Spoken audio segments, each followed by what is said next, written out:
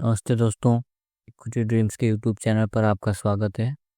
आज के इस वीडियो में हम डिस्कस करेंगे ऑयल स्टॉक्स के बारे में, ऑयल इंडिया लिमिटेड के बारे में।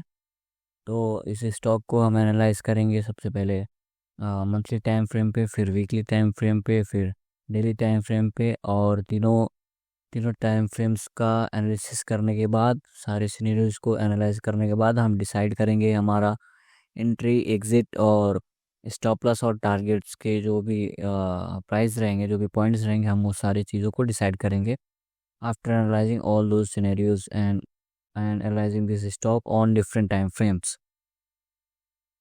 तो चलिए शुरू करते हैं। तो हमारे पास अभी ये चार्ट सामने, ये डेली टाइम फ्रेम का चार्ट है। सो इसको सबसे पहले हम लेके जाएंगे मंथली टाइम फ्रेम पर। Okay, so here we have chart of monthly time frame. तो मंथली टाइम फ्रेम पर हम देख सकते हैं कि ये जो स्टॉक है, पहले कुछ दिनों ये अप ट्रेंड था, कुछ मंथ्स में ये डाउन ट्रेंड में था। तब डाउन ट्रेंड में ये स्टॉक काफ़ी नीचे आया, इसमें काफ़ी ज़्यादा फॉल आया। देन अगेन इसने इस पॉइंट से 330 के प्राइस से ऊपर गया, 330 के प्राइस से इस स्टॉक ने रिवर्स किया। एंड अभी जो करंट ट्रेडिंग प्राइस है इसका 465 का जो प्राइस है, ये 465 ये करंट ट्रेडिंग प्राइस है इसका। एंड 330 जो था, जहाँ से स्टॉक ने वापस रिवर्स किया, वो 330 का पॉइंट था। और अगर बात करें रेजिस्टेंस जोन की, तो एक रेजिस्टेंस जोन जैसा सिनेरियो यहाँ पे क्रिएट हो रहा था 438 के प्राइस पे अराउंड, क्योंकि यहाँ पे देखिए मल्टीपल रिजेक्शन है, फर्स्ट, सेकेंड एंड थर्ड। और यहाँ से स्टॉक्स ने ब्रेकआउट भी दिया इस एरिया को।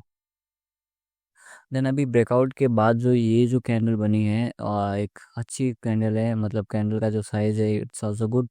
एंड वॉल्यूम भी ठीक ठाक लग रहा है इस प्राइस पॉइंट पे। एंड तो मतलब मंथली टाइम फ्रेम के हिसाब से चार्ट तो स्ट्रांग लग रहा है। एंड जो सबसे पहले हम जो टारगेट इसमें रख सकते हैं, ये वाला जो प्राइस है 493 के आसपास, 493 का प्राइस जो है, इसके टारगेट रख सकते हैं इसका। और एंट्री जहाँ तक संभव होगा 450 के आसपास, यहाँ पे 450 के आसपास एंट्री इस स्टॉक में हम करेंगे as per the monthly time frame के हिसाब से 450 दिख रहा है। तो वीकली टाइम फ्रेम पर भी हम देखेंगे कि वीकली टाइम फ्रेम पर क्या है। तो चलिए चलते हैं वीकली टाइम फ्रेम के चार्ट पर। सो यहाँ से हम लोग सिलेक्ट कर लेंगे वीकली टाइम फ्रेम, यहाँ पे है वीकली टाइम फ्रेम। ओके, तो जैसा कि आप वीकली टाइम फ्रेम पर भी देख रहे हैं, ये स्टॉक ने इस लेवल का जो ब्रेकआउट था यहाँ पे, मतलब यहाँ पे ब्रेकआउट जो था, इस ये जो प्राइस है 450 का, नहीं 438 के लेवल के ब्रेकआउट पे हमें एंट्री कर लेना चाहिए था। बट अभी फ़िलहाल तो ब्रेकआउट आ गया है एंड स्टॉक ने अच्छा मूव दिया है। कैंडल भी बड़ी है and green candle with good volume after ceilings.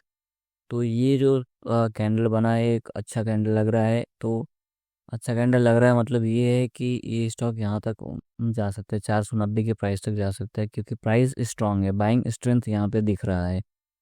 तो वीकली टाइम फ्रेम पर भी बाइंग स्ट्रेंथ है, वॉल्यूम भी अच्छा है एंड कैंडल भी ठीक ठाक है, अच्छा है कैंडल का साइज भी। देन हम एनालाइज करेंगे इसको डेली टाइम फ्रेम पे। तो डेली टाइम फ्रेम पर भी you can see breakout over at the price of 450। तो वापस अगर 450 के प्राइस के आसपास आता है, देन हम इसमें बाइंग कंसीडर कर सकते हैं। एक ट्रेंड लाइन बनाते हैं यहाँ से, इस पॉइंट से। ओके, तो देखिए यहाँ पे इसके आसपास 451 के आसपास इसमें बाइंग हमें करना चाहिए, जो ट्रेंड लाइन के नज़दीक भी होगा।